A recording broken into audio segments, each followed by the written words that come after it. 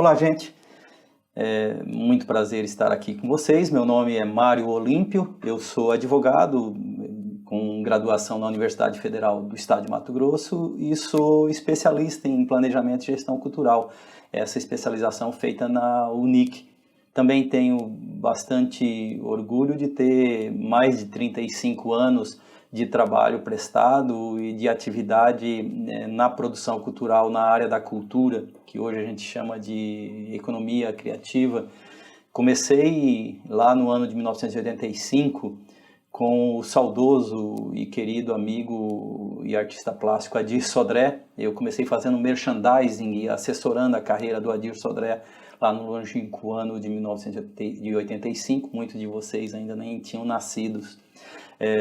Também tenho bastante orgulho de ter servido como secretário da Cultura de Cuiabá, Prefeitura de Cuiabá, capital de Mato Grosso, do ano de 2005 até 2010, ficando 4 anos e 10 meses como secretário da Cultura, período em que pude aprender muito sobre gestão pública, pude naquele período também oferecer bastante da minha experiência já de anos trabalhando com a cultura em Cuiabá, em Mato Grosso. Tenho também orgulho de ter servido por 2 anos e 3 meses no Ministério da Cultura do governo federal, onde fui gerenciei uma equipe que analisava as prestações de contas da Lei Rouanet. Foi um período bastante rico para mim também, de vivência e de resultados satisfatórios no Ministério da Cultura, que hoje é a Secretaria Especial da Cultura. Tenho imenso prazer em participar desse projeto de estruturação de políticas culturais para a diversidade, apresentado pelo advogado Nelson Freitas Neto e realizado pelo Nelson e pelo advogado Mário Olímpio, meu filho, dentro dos editais da Lei Aldir Blanc, em Mato Grosso. Essa lei que vem acrescentar muito num período bastante conturbado, bastante caótico, bastante triste para todos nós, que é esse período da pandemia da Covid-19. Minha palestra hoje aqui, ela é uma palestra bastante objetiva dentro do grupo de palestras que o projeto está oferecendo. Ela é bastante objetiva, ela é basicamente de organização, gestão e controle de entidades do terceiro setor na área da economia criativa para a sociedade LGBTQI. Então, embora ela seja para essa comunidade, ela tem toda uma amplitude que pode servir para todos que trabalham com cultura, todos que de alguma forma contribuem para a cultura cuiabana e mato-grossense. A palestra está organizada em 5 níveis. Ela está organizada no primeiro nível, a gente fala de noções e princípios de cultura, basicamente de cultura e de produção cultural. No segundo ponto, segundo item, a gente fala de organização jurídica da cultura. A gente vai abordar de uma maneira rápida, mas eu espero que interessante. Depois vamos para o planejamento, a ideia mais efetiva, mais prática, mais pragmática, no campo de como fazer um projeto, como elaborar um projeto, as suas características principais no processo de planejamento. Depois a gente vai falar um pouquinho de gestão, que já está nesse campo aí, pragmático, objetivo de planejamento. Vem a gestão, então como gerenciar esse projeto de forma compatível com o seu planejamento e que você tenha segurança de que aquilo que você está fazendo nesse momento é o melhor para alcançar lá na frente o resultado final. E o último item, o 5º item da palestra, é exatamente o controle no sentido e na compreensão de que ele está em todo o processo, o controle está em todo o processo do projeto, do planejamento, da gestão e da prestação de contas e da medição dos resultados por meio de um relatório final. Então, esse é o conteúdo, essa é a estrutura dessa palestra. Eu espero que a gente consiga ter boas informações de alguém que tem uma vivência prática nesse campo do planejamento, gestão e controle de projetos culturais, e com o foco bastante voltado para a organização do produtor cultural, a organização da pessoa que é responsável por ter a ideia, por planejar, por gerenciar, por controlar e fazer nascer do nada um resultado que beneficie não só a ele próprio, mas a toda a comunidade. Vamos lá então, gente, para o nosso primeiro tópico da nossa estrutura, que são as noções e princípios. Aqui, obviamente, eu levanto algumas noções e princípios que são caros para mim mesmo, que fazem parte da minha história trabalhando como produtor cultural, como gestor cultural e advogado da área da cultura. Então, são princípios que me norteiam, que eles dão razão de ser para tudo que eu vou fazer nessa área. Os princípios, as noções e os princípios são exatamente aquilo que nos seguram, são aquilo que nos dão clareza e nos dão certeza de que o que a gente está fazendo é bom, de que o que a gente está fazendo é o certo e de que o que a gente está fazendo é aquilo para o qual eu me preparei, para o qual eu nasci, para o qual eu me formei. Então, isso são noções e princípios. Gostaria de começar pela noção de cultura. Nós temos várias noções e princípios de cultura, especialmente no campo da antropologia, no campo da sociologia, no campo da filosofia.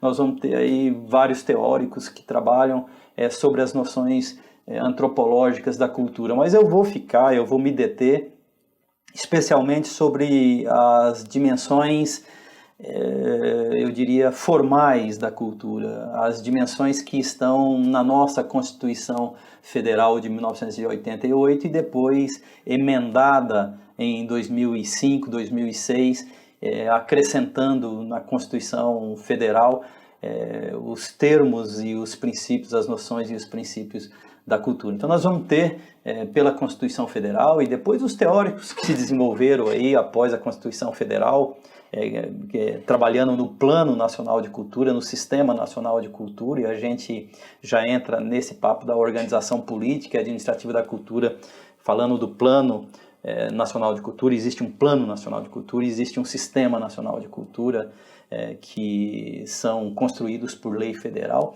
e os teóricos e a própria Constituição na letra coloca a cultura sob 3 dimensões fundamentais no campo da formalidade da organização. O primeiro princípio, a primeira dimensão da cultura sob esses aspectos formais é o aspecto simbólico, a dimensão simbólica da cultura. A cultura, ela tem no seu aspecto simbólico o que eu considero a mais importante das dimensões, o mais importante dos princípios. A dimensão simbólica é aquela dimensão não tangível, não palpável, não material, não tocável, não visível. Ela atua no campo da percepção, atua no campo da visão, atua no campo dos sentidos. É quando, por exemplo, você ouve uma música, ou vê um filme, ou vê uma peça de teatro, ou uma peça de dança, ou uma obra de arte, como essas que estão aqui atrás, e você se emociona, você recebe mensagens que são cognitivas, que são imateriais dessa obra. Então essa é a parte simbólica, é aquela parte que é responsável pela criação da nossa identidade. Você é você porque você é fruto da tua cultura, é daquilo que seus pais, sua mãe, seu pai, sua família, seus amigos, os seus avós te passaram por anos e anos. É inato, ela não nasce com a gente vai adquirindo ao longo da nossa existência e da percepção histórica. Então, a cultura sob a sua dimensão simbólica, ela é isso, é aquela que nos faz diferentes da pedra, diferentes da árvore, diferentes do animal. É aquilo que nos faz ser humanos, é aquilo que nos faz ser pessoa, ser gente. Então esse é o caráter simbólico da cultura. Mas aí nós temos a segunda dimensão. A primeira dimensão, a dimensão simbólica. A segunda dimensão é a dimensão cidadã, é a dimensão da cidadania da cultura. Toda pessoa nascida no Brasil, toda pessoa, isso vem desde a Declaração Universal dos Direitos da Pessoa Humana, lá na década de 40, depois da Segunda Guerra Mundial. Toda pessoa, ela nasce com o direito à vida, ela nasce com direito à saúde, com direito à educação, nasce com direito à segurança, mas ela nasce também com direitos culturais. Ela nasce com direitos culturais que são os direitos de fazer a cultura, de ser um agente cultural. Ela nasce com o direito de difundir a cultura do seu lugar. Ela nasce com o direito de fruir, desfrutar da cultura. Esses direitos estão na Constituição Federal. É isso que transforma, então, a cultura também numa dimensão cidadã. Nós temos direitos enquanto cidadãos, direitos culturais, tanto quanto direito à vida, à saúde, à educação, à segurança. Então, temos a dimensão simbólica, temos agora a dimensão cidadã, e nós temos, por fim, as três dimensões, fechando, a dimensão econômica, a dimensão financeira da cultura. A cultura, ela é uma atividade econômica financeira. A cultura gera riqueza, distribui renda. A cultura emprega, a cultura representa hoje mais de 2,5% do PIB do Brasil, do PIB nacional. A cultura, ela está nas televisões, nas rádios, está nos jornais, a cultura está nos teatros, a cultura está no cinema. Ela é a repositora de todo um arcabouço de pessoas que trabalham para chegar até uma música. Existem ali os músicos que tocam, existem os técnicos de som que captam a música, existem os técnicos, os engenheiros de som que equalizam, mixam, existem os roadies que vão para os shows. Então a cultura, ela está dentro das atividades econômicas do país, do Brasil, dentre uma das que mais empregam, dentro de uma das que mais remuneram as pessoas. Então a gente fecha esse item das noções e princípios, colocando as dimensões da cultura, que é a dimensão simbólica, a dimensão cidadã e a dimensão financeira, a dimensão econômica da cultura.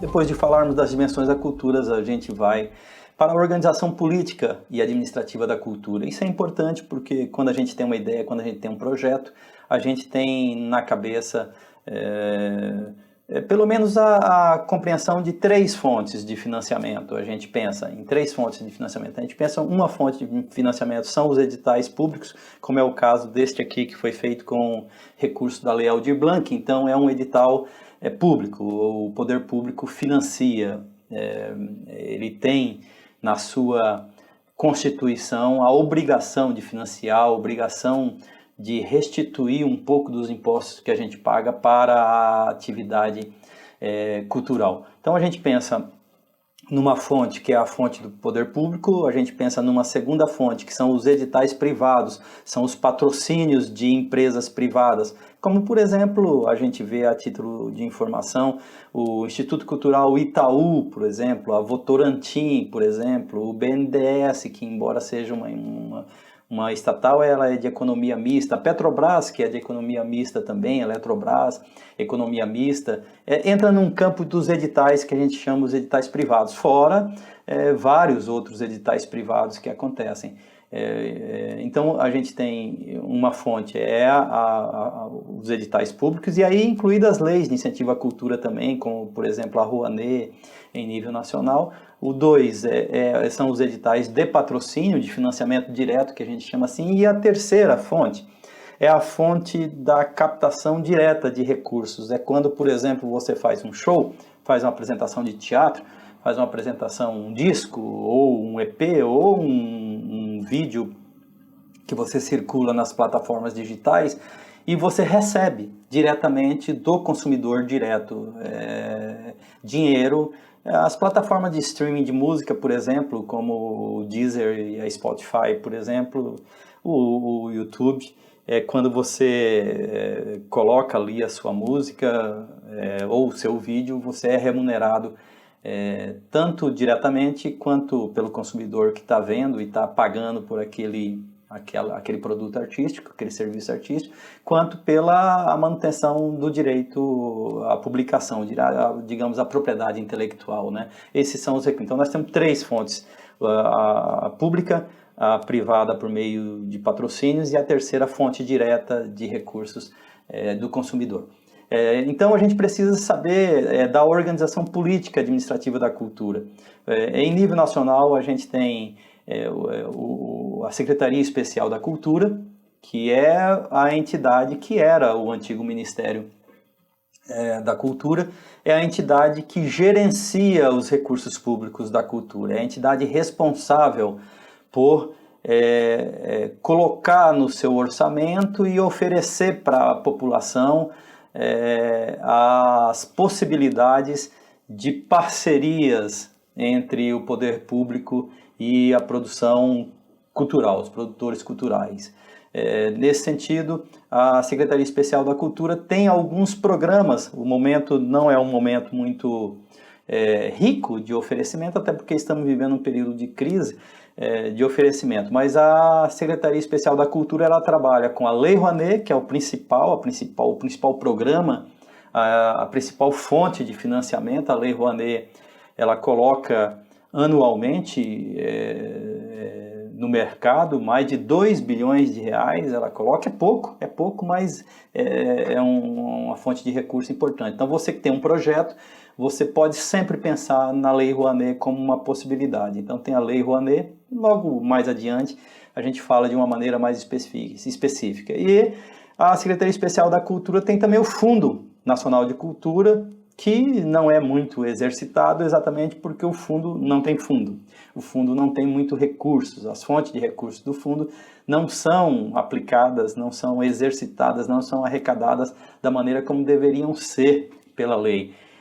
Mas ela tem, vamos lá, a lei federal, a Lei Rouanet, Lei de Incentivo à Cultura, que é chamada, ela tem o Fundo Nacional de Cultura e ela tem editais. São editais que são exercitados a partir do próprio orçamento. É pouco, mas vale a pena você ficar atento aos editais, dependendo de governo a governo, eles lançam editais públicos e você pode ficar atento aos editais públicos. Ainda tem no campo do governo federal, a Secretaria Especial da Cultura, ela é responsável por também executar as emendas parlamentares. Desde que as emendas se transformaram em impositivas, elas vêm ganhando um espaço bastante importante no processo de financiamento público da cultura. Então, em nível federal, os deputados federais e os senadores, cada um deles aí tem algo em torno de 15 milhões de reais por ano para investir em cultura. E em cultura não, investir em várias atividades e pode investir em cultura. Então, a Secretaria Especial da Cultura no governo federal trabalha com Lei Rouanet, que é a maior fonte, trabalha com o Fundo Nacional da Cultura, trabalha com os editais por meio do seu orçamento de recursos próprios e, por fim, na execução das emendas parlamentares. Então, em nível federal é assim. Em nível estadual, nós temos a Secretaria, a SECEL, a Secretaria de Estado de Cultura, Esporte e Lazer, e ela tem também um Fundo Estadual da Cultura, ela tem um Conselho Estadual da Cultura, mas ela não tem uma lei. Ela não tem uma lei igual a Rouanet, existe a Rouanet em nível federal, e em nível estadual não tem uma lei de incentivo à cultura. A Secretaria trabalha basicamente com recursos do seu orçamento, e ela faz os editais, com recursos de transferência do Tesouro, como foi o caso dessa transferência dos recursos da Lei Aldir Blanc. Ela é uma lei federal Aldir Blanc, transferiu 26 milhões para o governo do estado fazer os editais da Aldir Blanc. Então ela trabalha com o próprio orçamento, transferências de recursos do governo federal, e ela trabalha com as emendas também. Então os deputados estaduais, eles podem e devem apresentar emendas, e emendas da área da cultura. Então vamos para também a realidade municipal. Nós falamos da federal, falamos da estadual, vamos para a municipal. A municipal, ela é parecida com a estadual, né? Ela tem as emendas dos vereadores, só que a lei municipal de Cuiabá, aliás, a prefeitura, o município de Cuiabá, ela tinha uma lei de incentivo à cultura, não tem mais uma lei de incentivo à cultura, ela tem um fundo municipal da cultura. E é parecida com o Estado, e também tem as emendas, tem os recursos de orçamento, as transferências do governo do Estado e governo federal. O município de Cuiabá também recebeu recursos do governo federal para executar a Lei Aldir Blanc, e tem as emendas dos vereadores também. Então aí a gente fecha esse tópico da organização política e administrativa da cultura em nível federal, em nível estadual, em nível municipal. Você que está nos acompanhando, então você começa a ter já uma noção de onde você pode buscar recursos para o seu projeto. Nesse tópico de noções e princípios, nós vamos falar sobre um conceito que, a meu ver, ele complementa o primeiro, que é as noções e as dimensões de cultura que nós falamos, de simbólica, cidadã e econômica. Aí, no segundo que nós falamos, que é sobre a organização política e administrativa da cultura em nível federal, estadual, municipal.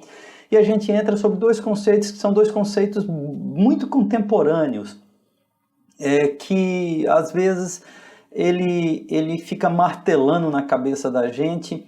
Como que eu vou fazer para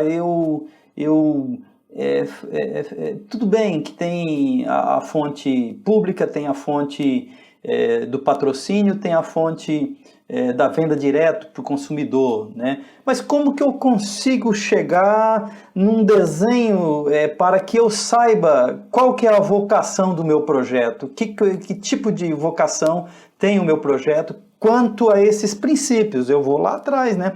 Ele tem uma característica mais simbólica, né? De fruição, de percepção. Ele tem uma característica mais cidadã. É importante isso aí. Né, se ele transforma, ele tem uma função cidadã política, né, quando a gente trabalha, por exemplo, com temas como LGBTI, igualdade racial, cultura indígena, periférica, a gente está acrescentando dentro do nosso projeto um elemento político, um elemento funcional, né? A cultura não é só autônoma, ela tem uma função social, política também. Então, a gente fica pensando como que vai ser isso aí, e até também como que eu vou me sustentar, que é a questão econômica disso aí. Então tem um conceito, dois conceitos que, para mim, em nível contemporâneo, contemporaneamente, atualmente, eles são bastante ricos para mim, eu recomendo muito. O primeiro é a cultura livre. O conceito de cultura livre. O conceito de cultura livre, ele foi criado por um advogado norte-americano chamado Lawrence Lessig. Eu recomendo muito o livro dele. O nome do livro é Cultura Livre: Como a Grande Mídia Usa a Tecnologia e a Lei para Enclausurar a Cultura e Controlar a Criatividade. Lawrence Lessig. O Lawrence Lessig, nesse livro dele, ele vai dar... e chama Cultura Livre, ele vai dar um encaminhamento mais comunitário, mais social, mais horizontalizado da cultura, no sentido de dizer que a cultura é uma expressão que é de todo mundo. E ele levanta o tema de que a propriedade da cultura, ela não pode ser uma propriedade de uma só pessoa, que ela é uma propriedade que foi construída ao longo da história, desde os primeiros passos do homem na construção da cultura. Então ele dá uma noção mais comunitária, eu diria mais social, da cultura. Eu vou trazer isso para, digamos assim, a nossa realidade nuclear. Então, ele pensa a cultura sob o aspecto mais simbólico e cidadão. O Lawrence Lessig, esse advogado estadunidense. Eu vou dizer que, com relação à nossa situação, aí você que está vendo a gente, e eu mesmo, quando vou fazer um projeto, a leitura desse advogado e da compreensão do Cultura Livre, ela fica assim, em que eu posso contribuir para a sociedade, em que eu posso contribuir para a sociedade para eu poder desenvolver o meu projeto, em que eu importo para o meu vizinho, para o vizinho do meu vizinho, para a escola do meu bairro, para a igreja do meu bairro, os clubes de convívio do meu bairro, as áreas de lazer, os clubes de dança, os meios de reunião. De que maneira? Então, Lawrence Lessig, ele pensa no Cultura Livre muito mais sobre o aspecto simbólico, o aspecto cidadão da cultura. E já... Então nós temos o Cultura Livre, eu estou falando que são duas literaturas que eu acho fundamental para nós fazermos. Elas não se opõem, mas são literaturas importantes para nós fazermos. E vem o segundo, tem o Cultura Livre, vem a economia criativa. É um outro conceito, é um conceito que foi cunhado por outro advogado, o nome dele é John Hawkins, e de novo um estadunidense, um cara dos Estados Unidos, lá da América do Norte, e ele faz uma espécie de um guia. Ele já vai em uma situação complementar, não é oposta, é importante dizer isso aí. O Cultura Livre não é oposto à economia criativa que o John Hawkins propõe. O John Hawkins, o subtítulo do livro dele é Cultura Criativa, e já diz como ganhar dinheiro com ideias criativas. Ele diz que é um guia.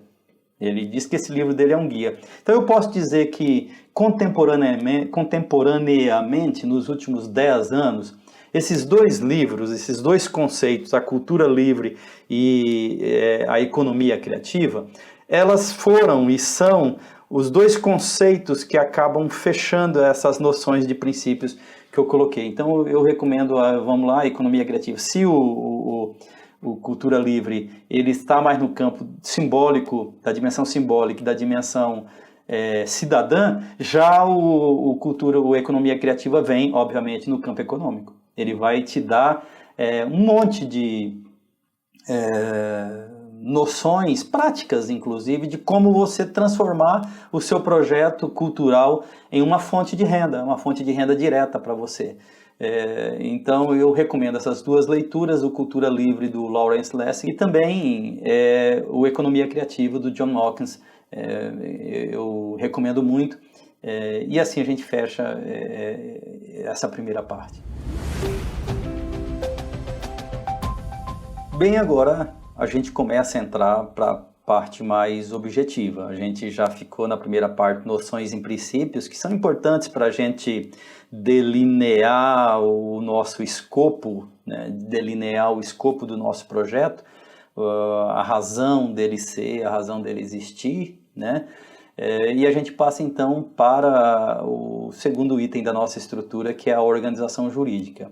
Então vamos lá, vamos colocar dentro da ideia que a gente está dentro do projeto do Nelson e do Mário, que é como a sociedade e a comunidade LGBTI+, pode se organizar em torno do seu projeto cultural. Então, vamos dizer que você tenha um projeto, você tem uma ideia.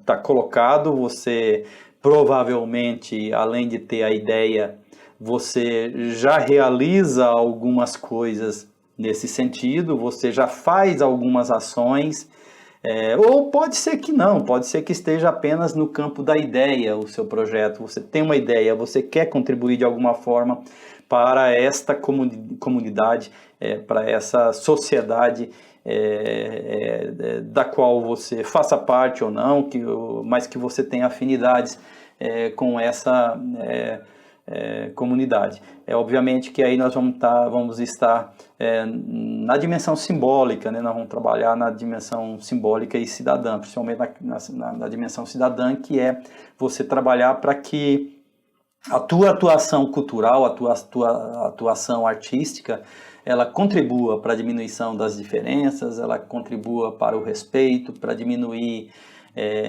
a homofobia, para diminuir a discriminação. Então, você está trabalhando num campo da funcionalidade, né? Uma função social para o seu projeto. Então, é importante você ter, para você acessar aquelas fontes de financiamento que a gente falou ali atrás, você precisa pensar em como que você também precisa se organizar, né? Da mesma forma como a gente falou que a cultura está organizada em nível federal, em nível estadual, em nível municipal, para receber, para fazer o processo de parceria, execução de projetos com os recursos públicos, você também precisa se organizar, porque você precisa estar hábil, você precisa estar apto, você precisa estar capaz, você tem que ter capacidade para acessar aqueles recursos. Então, muitos editais, muitos patrocínios, eles já vêm com a sua... quando lança o seu edital, e nós vamos falar um pouquinho mais ali na parte do planejamento e da gestão, nós vamos falar um pouco mais sobre isso, mas ele já vem dando de que jeito ele quer. Então, o edital fala bem assim, por exemplo, tanto o edital público quanto o edital privado, né? Ele fala assim, esse edital ele dirige-se a organizações da sociedade civil, com CNPJ constituída no mínimo há 2 anos e que tenha um portfólio na área, entendeu? Então vamos dizer assim, às vezes o edital vem, esse edital destina-se a qualquer pessoa física, pessoa jurídica, e nós vamos esmiuçar isso um pouco mais. Então, o que é importante?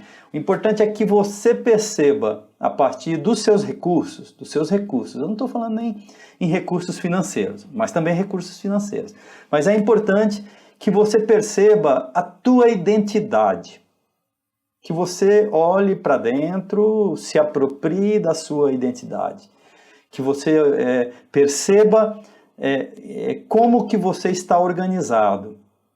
Então, tá bom, peraí, eu sou eu sozinho, eu sou eu só. Tudo bem, você é você só.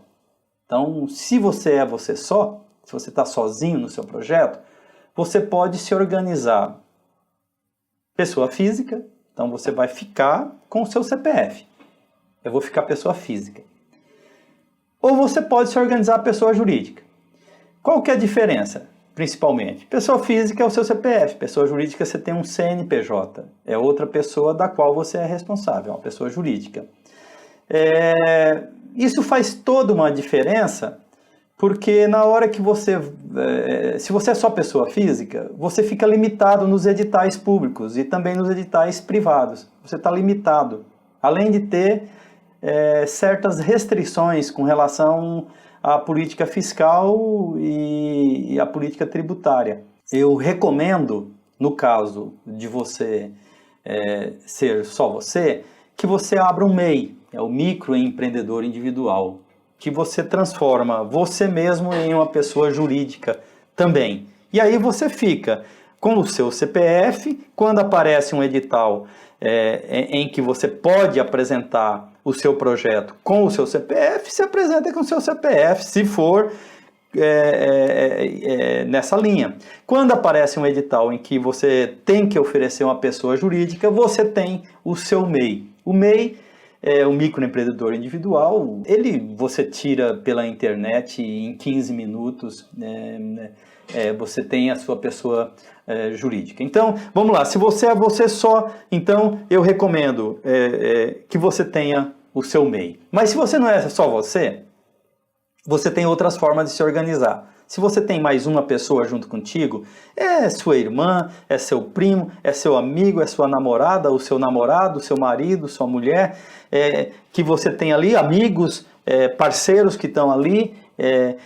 Então eu recomendo que você se organize como pessoa jurídica de direito privado, e você tem a opção de fazer uma microempresa, que é um caminho, ou você tem, aí é onde entra a minha especialidade, você tem a possibilidade de criar uma organização da sociedade civil, uma entidade do terceiro setor, uma ONG.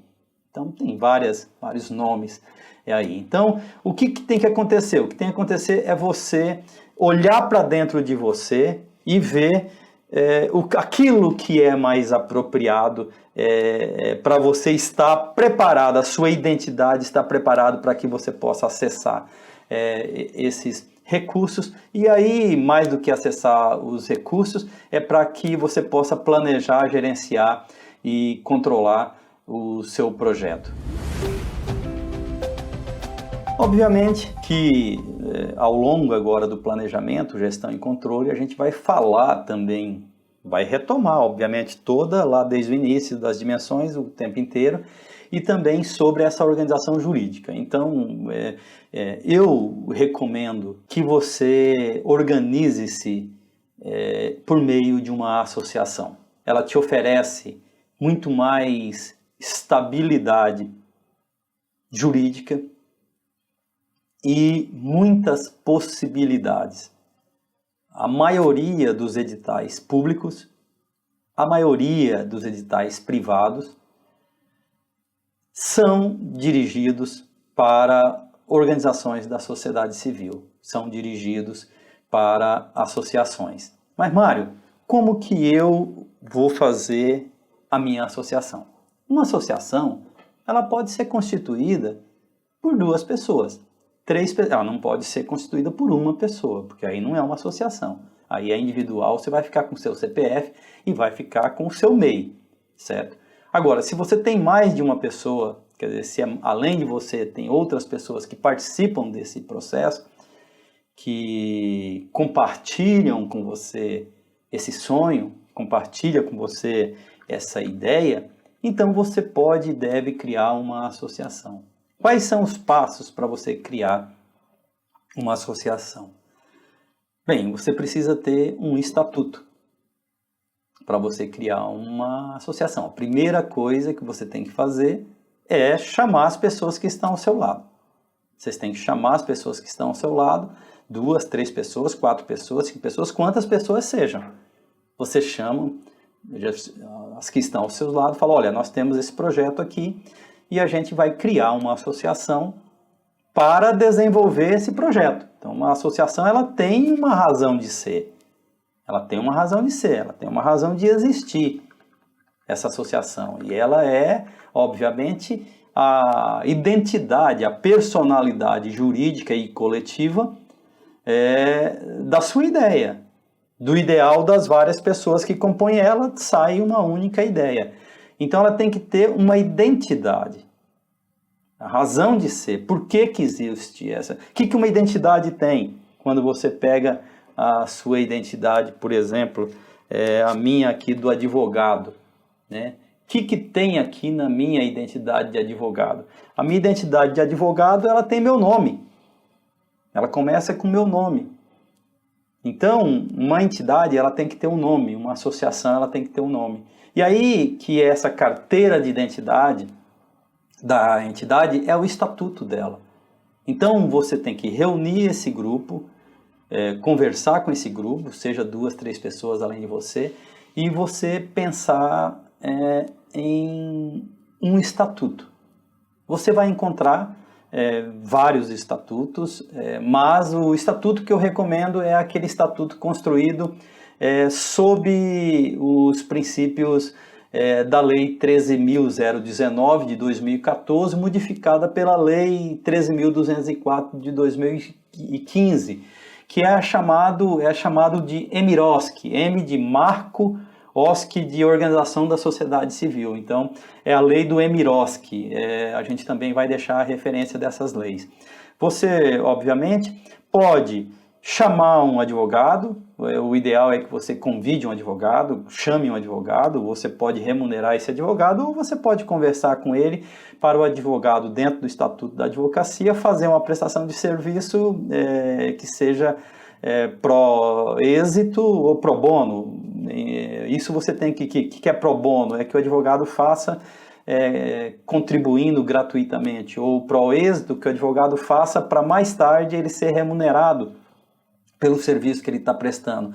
Mas se você não quer chamar um advogado, não vai chamar, você pode baixar na internet, é fácil você jogar no Google ali modelo de estatuto de EMIROSC ou de Organização da Sociedade Civil, vai aparecer lá, vão aparecer vários modelos que você pode baixar gratuitamente e você então pode juntar-se com os seus amigos, leem o estatuto e vocês criarem então um estatuto que tenha a ver com a realidade de vocês. A própria lei 13.019, modificada pela 13.204, ela já dá muito caminho, ela já dá basicamente ali, por exemplo, os princípios, onde você vai atuar, os objetivos sociais, que é a primeira parte do estatuto toda, a lei já te dá isso aí, a lei dá ali nos seus primeiros artigos, ela fala quais são os princípios, as atividades e os objetivos de uma organização da sociedade civil. Então você pega esse estatuto, você cria esse estatuto, aí você vai chamar uma Assembleia Geral. Vamos lá então, Mário. Vocês vão se reunir informalmente primeiro, vocês vão pensar num estatuto, num formato de estatuto, aí vocês vão chamar uma Assembleia Geral. Essa Assembleia Geral ela é chamada de Assembleia Geral de Criação, Fundação, Criação é a Assembleia Geral, aprovação do estatuto e eleição e posse dos órgãos de administração. Então é o nome dessa assembleia. Se você tiver um advogado com você, vai ser esse advogado que vai sugerir, ou advogada, que vai sugerir para você como você fazer. Então essa assembleia tem que ser publicada de alguma forma, e hoje em dia os cartórios já aceitam que sejam publicadas no Instagram, no Facebook. Basicamente Instagram e Facebook, você faz lá um postzinho, né, produtores culturais, artistas, pessoas da comunidade do bairro tal, convida as pessoas para participarem da fundação da entidade. Pode pôr o nome da entidade já que vocês escolheram, ou esse nome pode ser decidido ali na Assembleia, né? Na aprovação do estatuto, vai estar a aprovação do nome. Então vocês vão lá, fazem uma reunião informal, vocês criam um modelo de estatuto, vão ali no modelo, fazem um estatuto, aí vocês chamam uma Assembleia Geral extraordinária de fundação, aprovação do estatuto, eleição e posse dos membros dos órgãos da administração. No estatuto, vocês vão ver esses órgãos da administração. Eu recomendo que a entidade tenha uma diretoria, tenha a Assembleia, né, Assembleia Geral, como órgão soberano, e tenha apenas uma diretoria composta de presidente, secretário executivo e tesoureiro. 3 pessoas só para dar ímpar nas votações se alguma decisão tiver que ser tomada por voto. Então 3 pessoas fica muito ágil, fica dentro dos princípios da lei que eu falei, a 13.019, a 13.204, ela é a mesma lei, essas 2 leis elas são as mesmas, mas as 2 estão em vigor, elas não foram revogadas, elas estão valendo. Então vocês criam com 3 pessoas, aí vocês na Assembleia, vocês leiam o estatuto, aprovem o estatuto. Na Assembleia vai ter um presidente que vai conduzir a Assembleia, vai ter um secretário executivo que vai lavrar a ata, e aí vocês vão passando os artigos por artigos do estatuto, aprovam o estatuto, basicamente, e vocês vão então eleger os membros da diretoria, um presidente, um secretário ou secretária, presidente, a presidente, e um tesoureiro ou a tesoureira. Feito isso, vocês lavram a ata, fazem uma lista de presença, as pessoas escrevem ali na lista de presença o nome dela, lavram uma ata, a ata vocês vão encontrar modelo também no Google ou em vários outros lugares vão encontrar um modelo de ata. Aos tantos dias do mês, tal, reuniram-se na forma da convocação as pessoas para criarem a entidade. Então, e depois vão relatando. Uma ata é simples. A ata fala da hora e do local da reunião, das pessoas que participaram e da pauta. A pauta, então, é fundação, aprovação do estatuto, eleição e posse. Aí vocês veem na elaboração da ata dizendo que houve a reunião, foi fundada unanimemente a entidade, foi lido o estatuto e aprovado, foi feita a eleição e empossado. É isso, uma ata, acabou, uma folha, 30, 40 linhas no máximo, você fechou a ata. Fechado isso aí, você vai então levar para o cartório do primeiro ofício, que aí em Cuiabá fica ali na Getúlio Vargas, em frente ao antigo Banco Bamerindos, ali Getúlio Vargas, quase esquina com a Barão de Melgaço. Você vai levar lá, você vai chegar e vai falar que você quer dar entrada em documentos de registro de uma entidade. Ali os atendentes vão te atender, você vai levar esses documentos, que é a cópia, o estatuto assinado pelo advogado, tem que ser assinado pelo advogado o estatuto, pelo advogado, pelo presidente, você vai levar os documentos pessoais do presidente e você vai então pedir o registro dessa entidade. Normalmente o cartório faz uma análise primeiro, e às vezes faz um pedido suplementar de alguma informação que estiver faltando, mas em torno de 10, 15 dias você tem lá a tua entidade registrada. Então é importante, eu aqui nessa palestra recomendo enormemente, recomendo fortemente que você se organize a partir de uma organização da sociedade civil. Então a gente já está aí organizado e a gente vai partir então para o nosso projeto, para o planejamento. Bom, gente, agora chegou no momento em que você vai se debruçar sobre o seu projeto.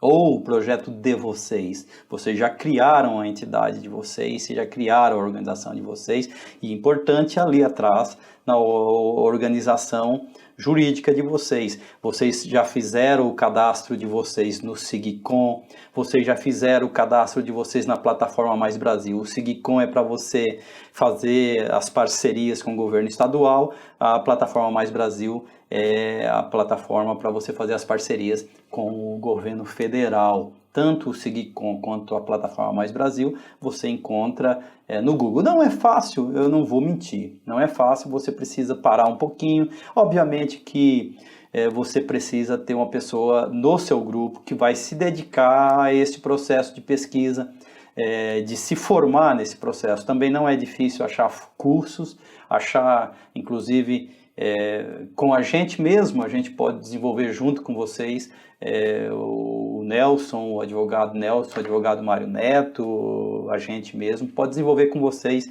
esse processo todo de organização jurídica. Então você já fez todo esse processo, agora você vai se debruçar sobre o seu projeto, a sua ideia. Chegou enfim o momento. Então, gente, não tem o que inventar.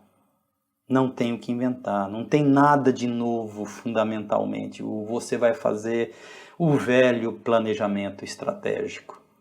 Você vai fazer o velho planejamento estratégico. O que você tem que fazer é faça o seu planejamento estratégico. É fundamental, não adianta nada você ter uma ideia e você não colocá-la em prática. E para você colocá-la em prática, você tem que fazer o projeto.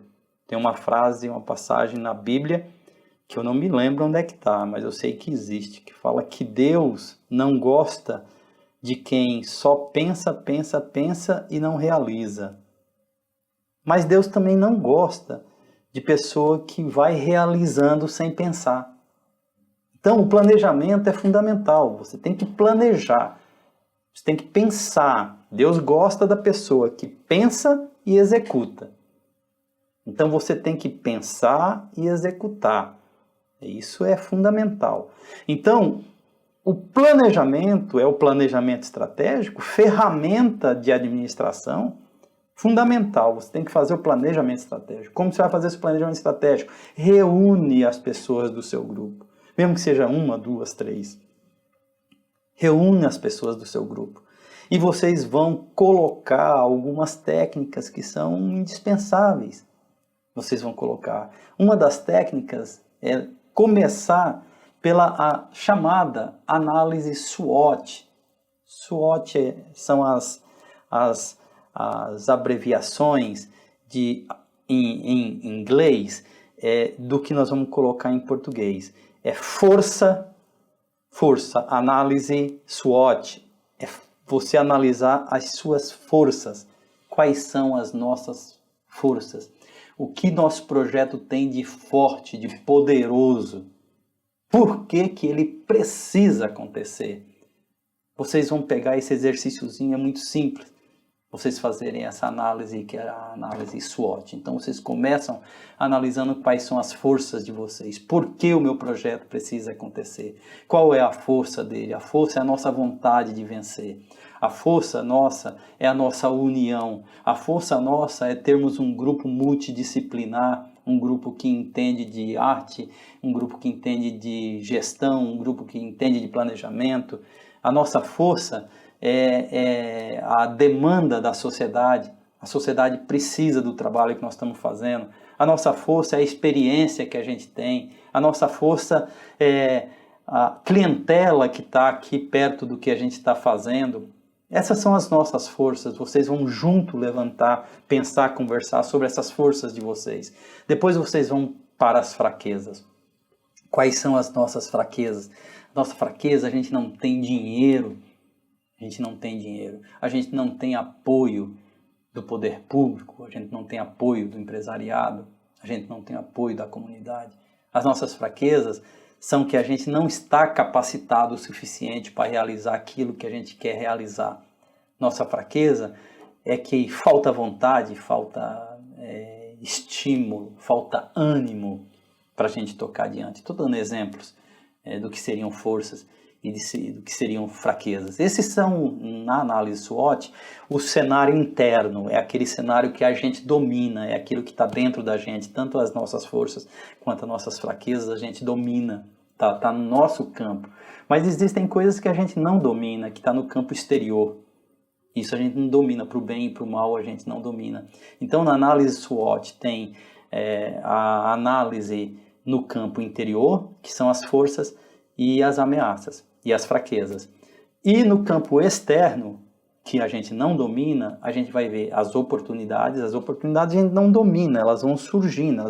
Por exemplo, nesse exato momento que a gente está aqui, que vocês estão me vendo, existem, eu vou brincar, existem 200 editais colocados na praça para você, para o seu projeto, que caberia o seu projeto. São oportunidades, tanto na área pública quanto na área privada. Existem 200, 300 projetos, editais abertos, oportunidades, inclusive oportunidades internacionais, de organismos internacionais. Isso são oportunidades.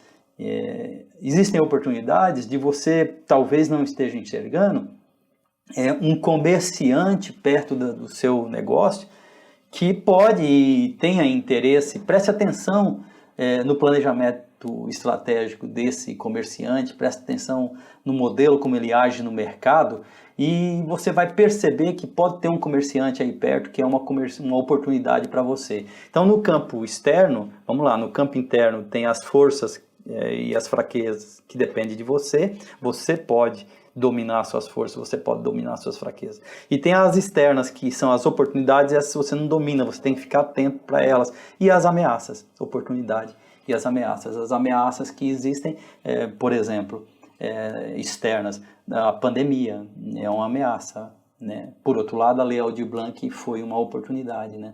Então a pandemia é uma ameaça, é um exemplo. A crise econômica é uma ameaça. A postura moral de cidadãos que são preconceituosos, que discriminam, é uma ameaça.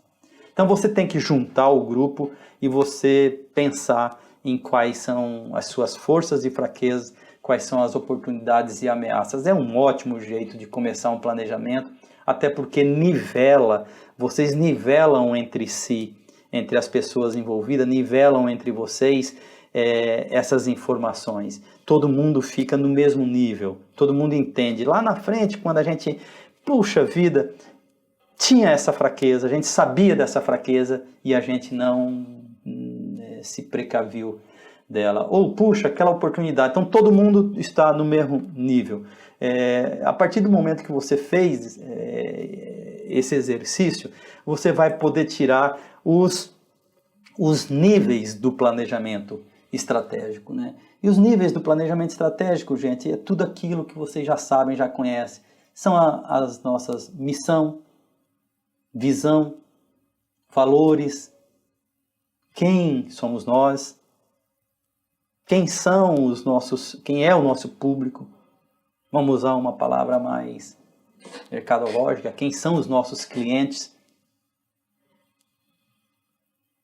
A estratégia de ação fundamental e a avaliação e controle. Então você vai ter aí duas ferramentas que são fundamentais para você tirar o seu projeto do campo da abstração, do campo da ideia e passar para o campo do planejamento, que é a análise SWOT, S-W-O-T, que é força, fraqueza, oportunidade, ameaça, então é SWOT, e o planejamento estratégico. São duas ferramentas fundamentais para o planejamento, que é missão, visão e valores. Agora aí você vai pegar, então, o teu projeto. Qual que é a missão do seu projeto? Você tem que colocar isso no grupo. Qual que é a missão?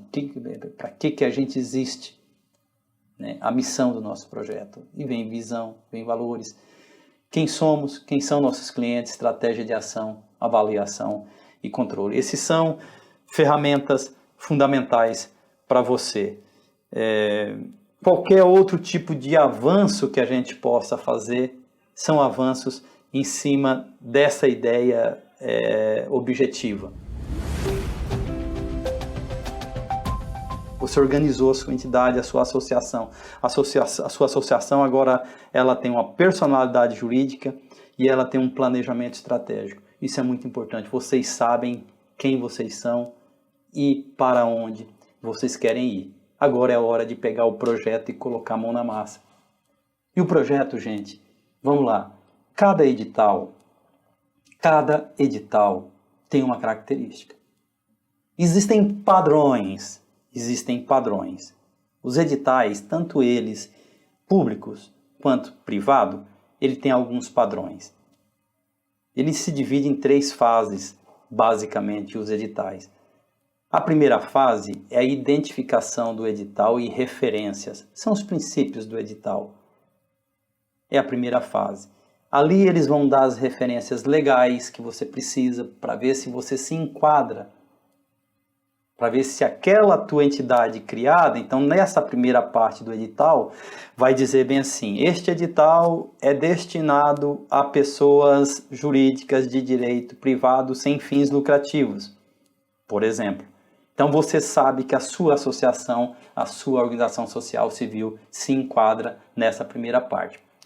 Tiquinho. Então nós tudo bem, nós podemos, nós somos capazes, nós estamos hábeis. Aí eles vão colocar que tenham mais de 2 anos ou 3 anos em atuação na área, ou vão colocar que seja uma entidade que esteja nascendo.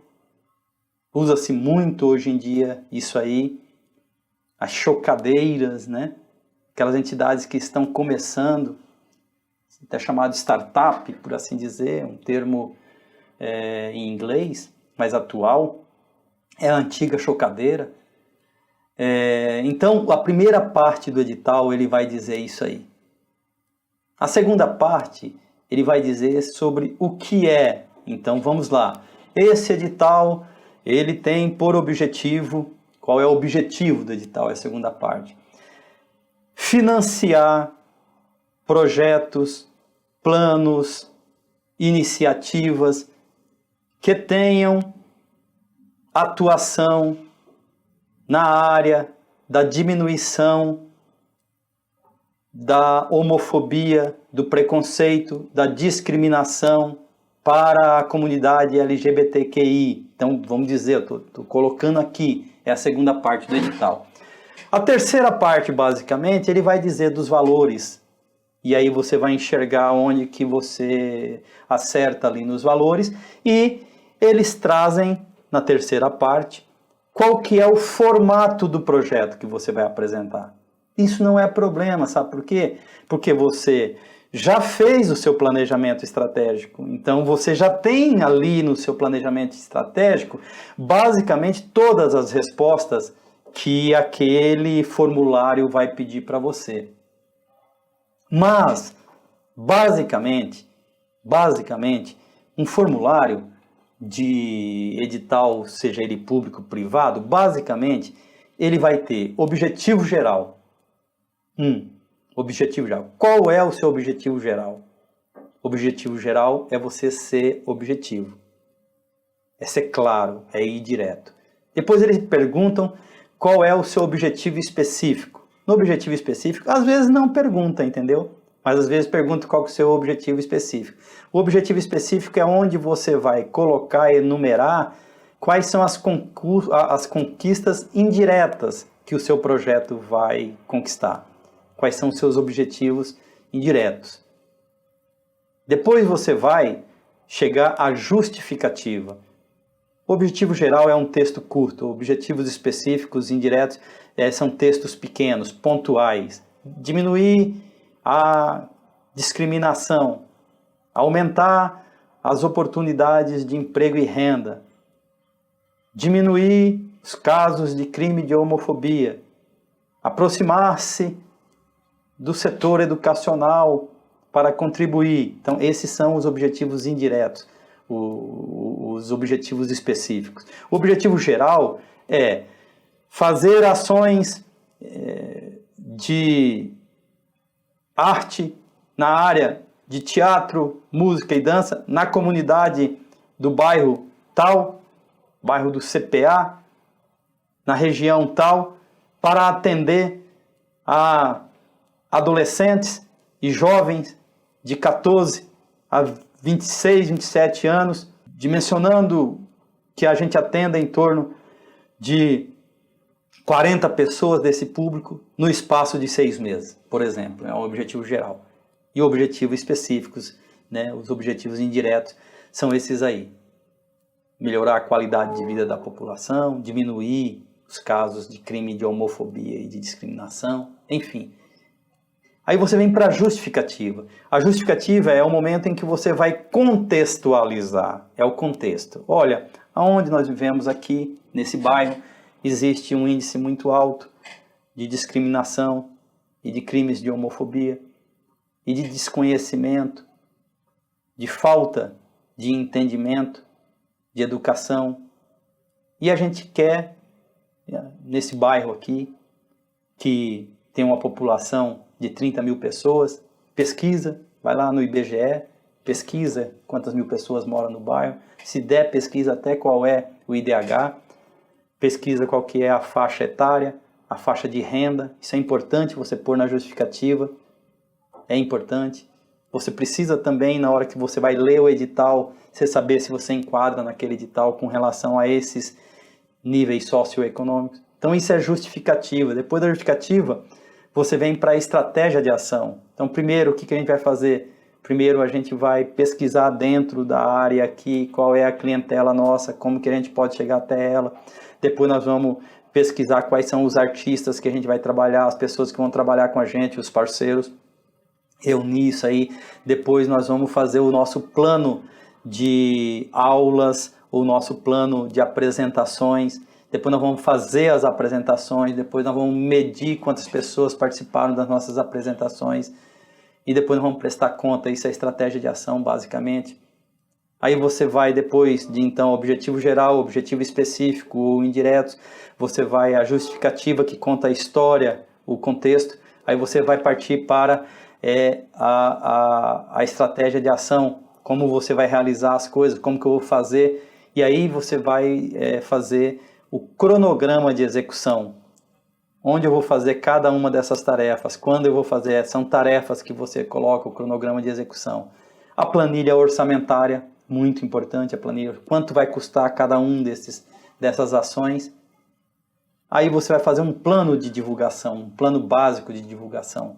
Você vai fazer. Então, vamos lá, Mário, o que você falou aí? Então, eu falei em objetivo geral, objetivo específico indireto, justificativa, falei em estratégia de ação, cronograma de execução, que é quando vai ser executado, planilha orçamentária, plano de divulgação e depois o relatório final, o que você espera entregar, como que você vai entregar, prestação de conta e tudo mais. Então, gente, basicamente são esses, todo com muito pouca variação.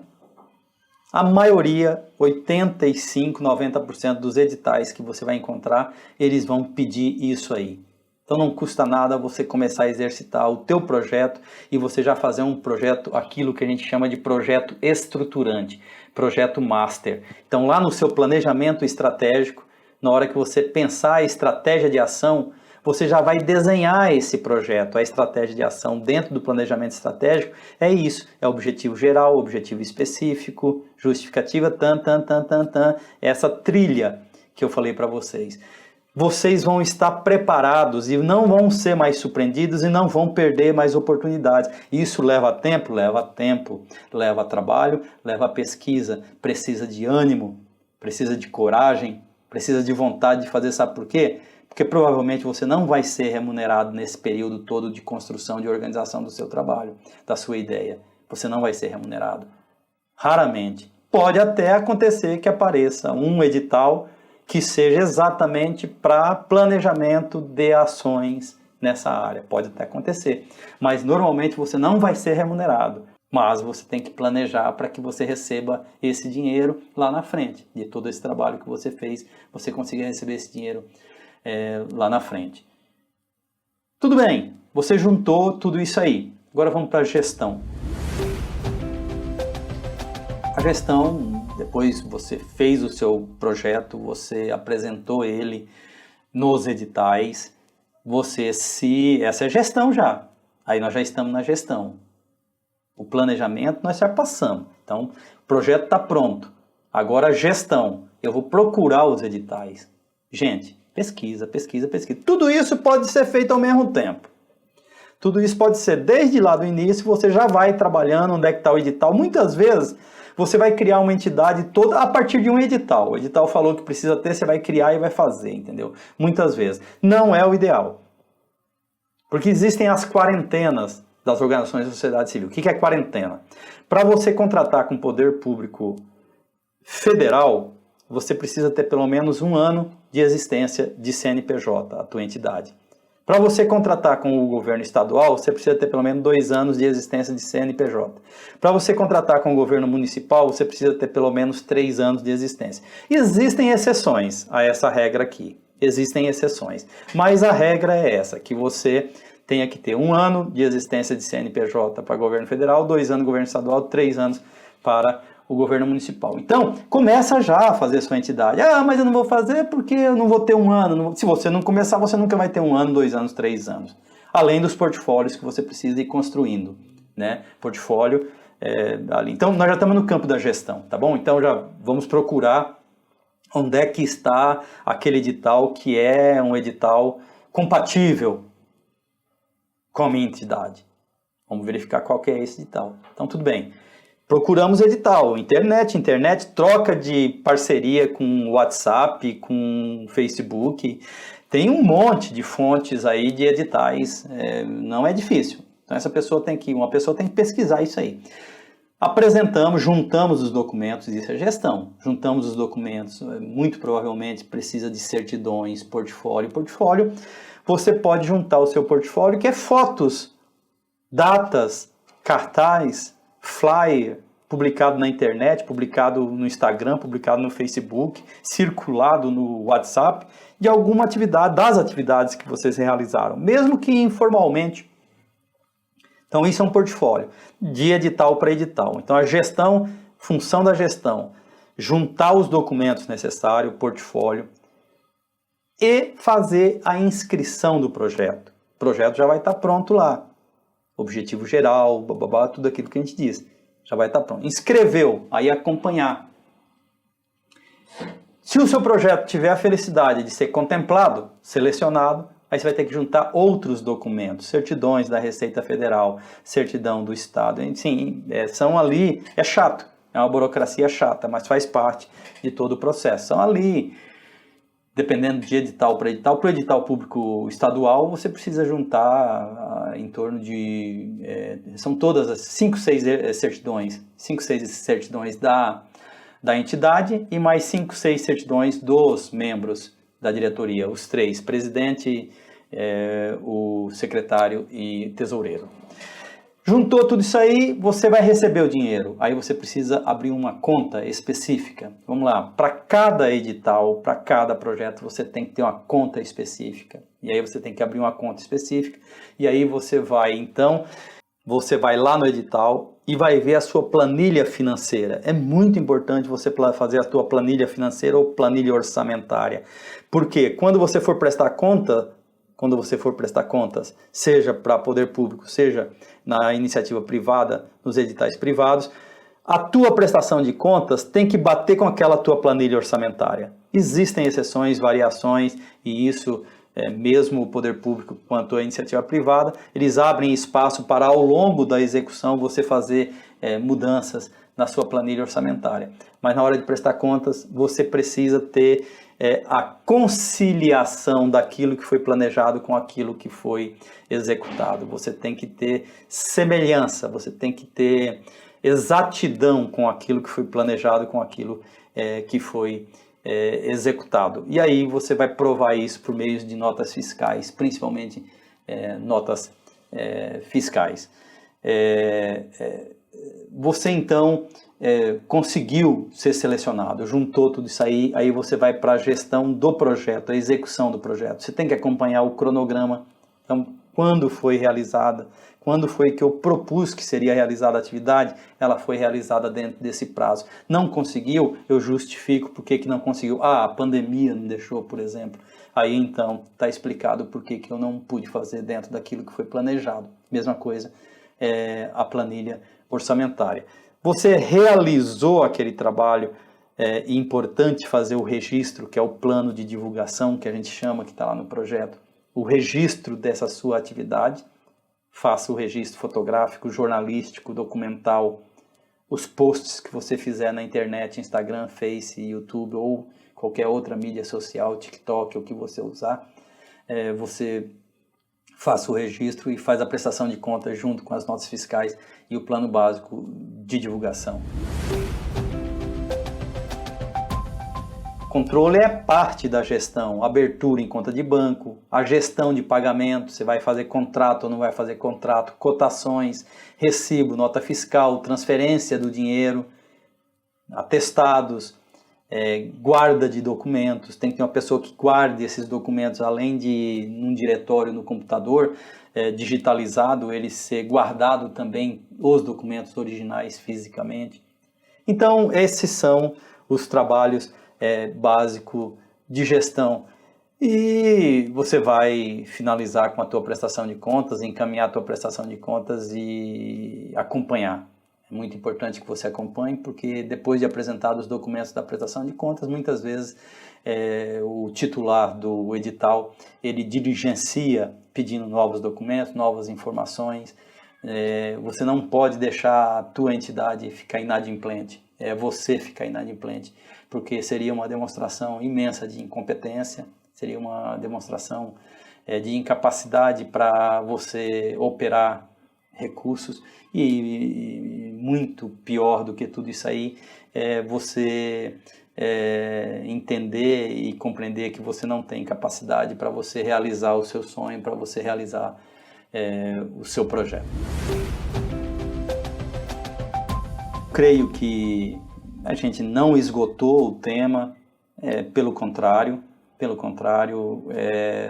essa palestra que ela fica com um formato de 50 minutos, facilmente ela poderia se transformar num curso de uma semana ou até de 15 dias, para a gente poder esmiuçar, a gente poder especificar cada um desses temas, uma dessas trilhas que a gente mostrou para vocês. Mas o princípio e o objetivo deste projeto é a gente provocar, é a gente trazer exatamente essa provocação, trazer esses temas para essa comunidade e contribuir para mostrar alguns caminhos de organização, alguns caminhos que são ideais para que você possa tirar a sua ideia do campo da abstração e trazê-la para o campo da realização, porque Mato Grosso, Cuiabá, o Brasil precisa muito de você, precisa muito de ideias originais, precisa de coragem, precisa de pessoas que acreditam que um mundo melhor é possível. Nós nos colocamos desde já à disposição para, eventualmente, aprofundarmos o tema. Estamos à disposição para fazermos mais palestras, para avançarmos num formato de curso mais amplo, para que a gente possa definitivamente contribuir. Para mim, foi um grande prazer. Parabéns ao Nelson, parabéns ao Mário Neto, advogados que têm preocupação social, que conseguem desenvolver as 3 dimensões da cultura no campo do simbolismo, o campo simbólico, o campo da cidadania e no campo econômico. São pessoas importantes na sociedade cuiabana, mato-grossense e brasileira. No mais, fiquem com Deus e vamos adiante.